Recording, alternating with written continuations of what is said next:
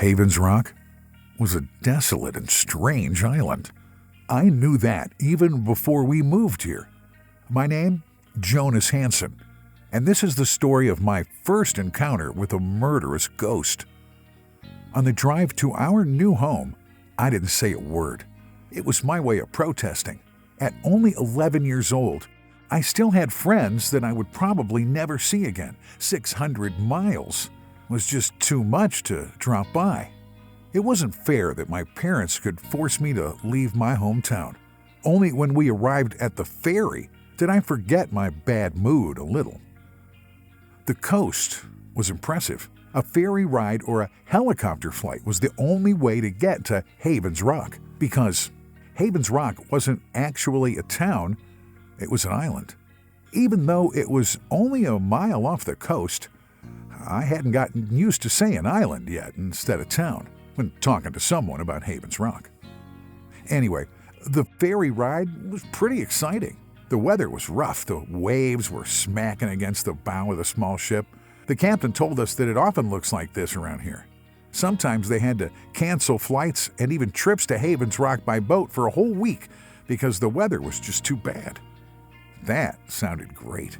Bad weather and being cut off from civilization. Thanks, Mom and Dad. Nice job. At least our house looked pretty good. The moving company had already delivered and assembled the furniture. We just had to unpack the boxes ourselves. Without saying anything, I went straight into my room and closed the door behind me. To be honest, I actually quite liked it. Of course, I wouldn't tell my parents that. For the time being, it was big and had nice high windows. I liked it. From these windows, I had a good view of our street and the neighbors. I saw a few bikes with stickers on them and one with training wheels. At least I wasn't the only child here. It only took a few days for me to leave my bad mood behind and make friends with Jana and Vincent.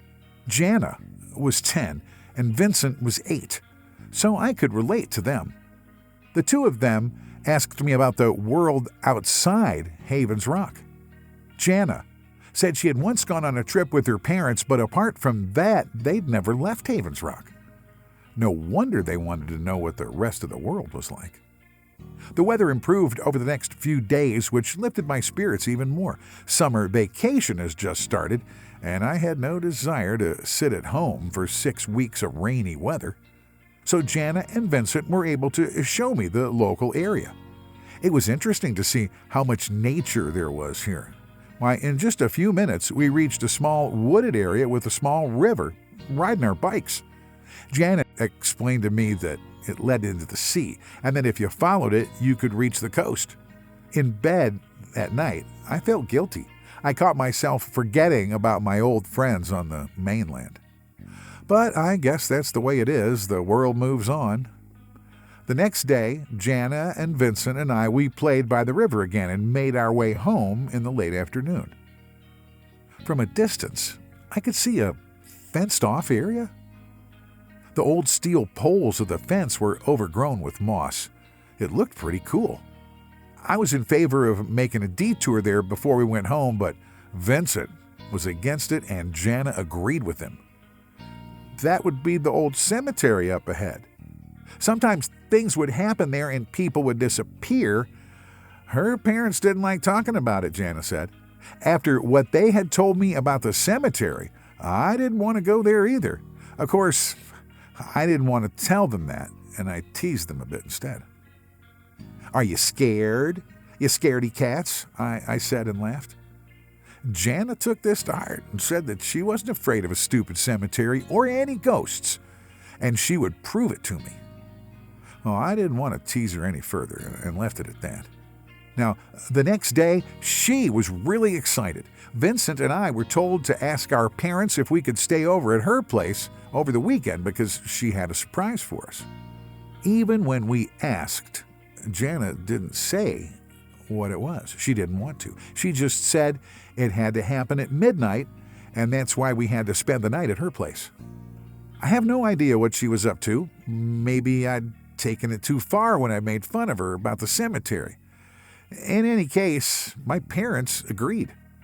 They had looked a bit skeptical when I said that the friend I was going to stay with was a girl, but they hadn't expressed their concerns.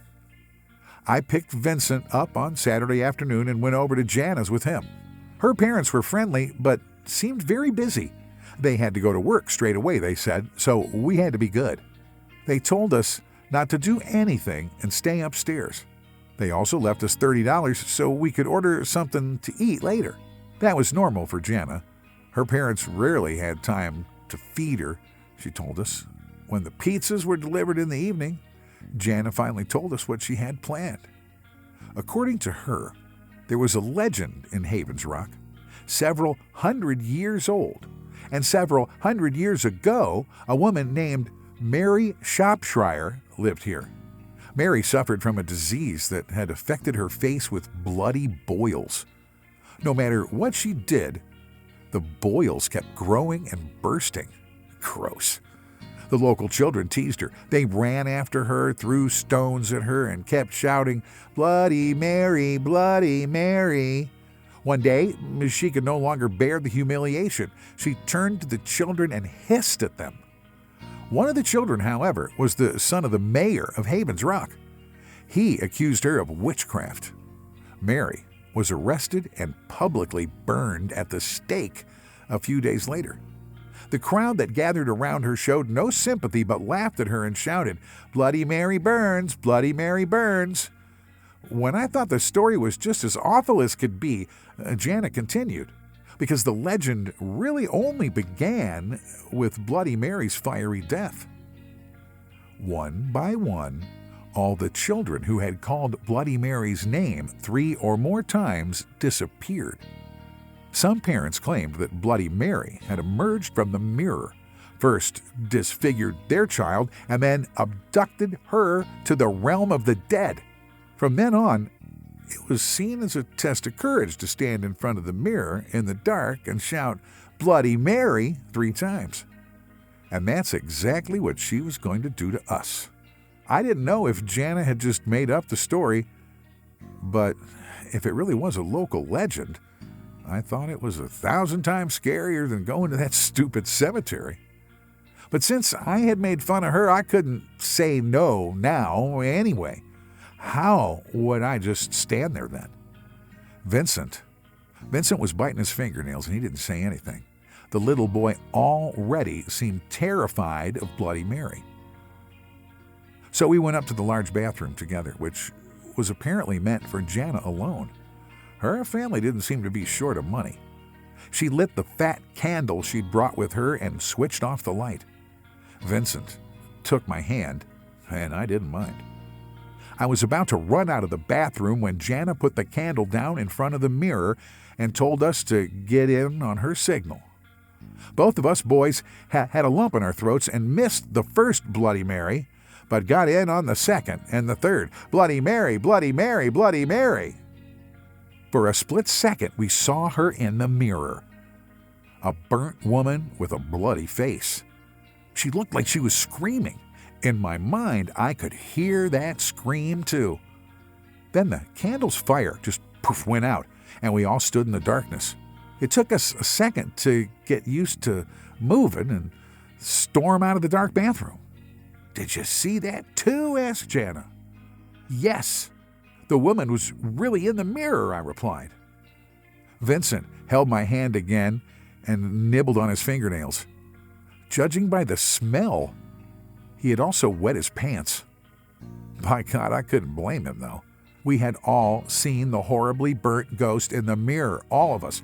Bloody Mary was real. Now we were standing in Jana's room, but we didn't feel safe. The temperature in the room had dropped so drastically that I could see my own breath. We didn't have to make a sound. We all knew we just wanted to get out of there. So we ran. I went first and dragged Vincent behind me. Jana was close behind us. We passed the bathroom and turned into the large hallway that would lead us to the stairs. I was just about to say something motivating when Jana cried out. We turned around and saw Bloody Mary had grabbed her by the ankle. The ghost had appeared in the large mirror and stepped out into the hallway. We hadn't expected that to happen. Certainly not so quickly. Vincent and I couldn't do anything. Jana was pulled into the mirror in a matter of seconds. The mirror tore apart her skin all over her body and disfigured her. The cracks in the mirror closed up again, and there was nothing left to see of Jana apart from her blood. I ran helplessly with Vincent to my parents and told them a strange woman had attacked our friend. I kept the fact that it was a ghost to myself for the time being. The police arrived shortly afterward and made sure there were no suspects in the house. Then they asked me to explain what had happened. I told them that we had seen a strange woman in the bathroom and then tried to run away. The woman grabbed Jana and then went into the mirror with her. That's all I knew. The officers couldn't make any sense of it. In the hallway directly in front of the mirror, they found a bloody footprint. Bloody footprints of an adult woman, but they ended abruptly. They also found Jana's blood on the mirror itself, but couldn't explain where the blood had come from. The very next day, the police investigation at the crime scene was called off. Strangely, the laboratory Jana's parents worked for seemed to take over the investigation. They cordoned off the house and parked 2 big, strange black trucks in front of it. I didn't know exactly what they were investigating, but I believe they knew that woman who had kidnapped Jana was no simple burglar. They knew more about Havens Rock than most. I made it my mission to find out as much as I could about this cursed place and its secrets. Hey, horror fans, want to learn more about the strange island, Havens Rock? Then click here on the next video and subscribe.